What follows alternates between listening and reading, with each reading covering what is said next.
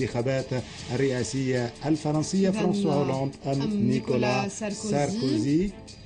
هل يجدد الفرنسيون لنيكولا ساركوزي أم يعيد الفرنسيون اليوم الاشتراكيين إلى الحكم؟ هذا ما سنعرفه بعد ثواني. 15 ثانية، 14 ثانية، 13 ثانية، 12.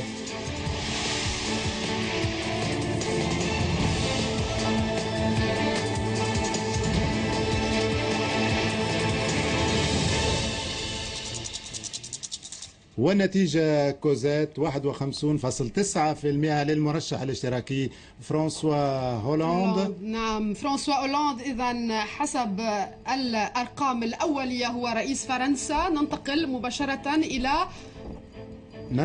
مباشرة إلى وسيم الأحمر في مقر الحزب الاشتراكي الفرنسي. وسيم. نعم توفيق، تسمعون ربما ردود الأفعال هنا، أصوات هتافات أنصار فرانسوا هولاند بمجرد إعلان النتائج على الشاشة التي خلفنا طبعا قادة الحزب الاشتراكي. لنتركهم وسيم، لنترك الاشتراكيين لنسمع أصواتهم ربما. نعم عفوا لم أسمعك كوزات. إذن فقط أردت أن نرى الاحتفال الاشتراكيين بظهور النتيجة وبفوز فرانسوا هولاند برئاسة الجمهورية الفرنسية. وربما الصوت سيكون مدويا أكثر في ساحة الباستي. معنا فاليا الشامي. لست أدري هل ستتمكنين من الاستماع إلينا فاليا الشامي، ولكن أكيد أن الاحتفالات كبيرة وكبيرة جدا في ساحة الباستي. توفيق، يعني هناك منصة وهناك شاشة عملاقتان. حتى قبل إعلان النتائج بدأ مناصرو المرشح أي الرئيس الجديد فرانسوا هولاند بالتصفيق وبإطلاق المفرقعات. لا أدري إذا كنت تشاهد من ورائي الغيمة البيضاء التي تلف ساحة الباستي.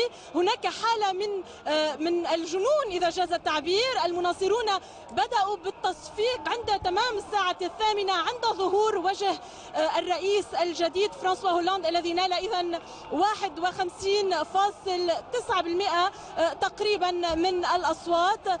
بدأت الاحتفالات إذن كما تشاهدون من ورائي، وبدأ هناك خطابات. نعم فاليا، ابقي معنا فاليا. طبعا سنعود إلى هذه الصور. ننتقل إلى تول، إذن إلى المنطقة الانتخابية لرئيس فرنسا الجديد. من هناك معنا باميلا كسرواني. إذن باميلا أنت معنا. نعم كوزات، يعني هنا الأجواء في تول لا تختلف كثيرا عن أجواء مقر فرانسوا هولاند في سولفيرين وفي باريس وأيضا في ساحة الباستي.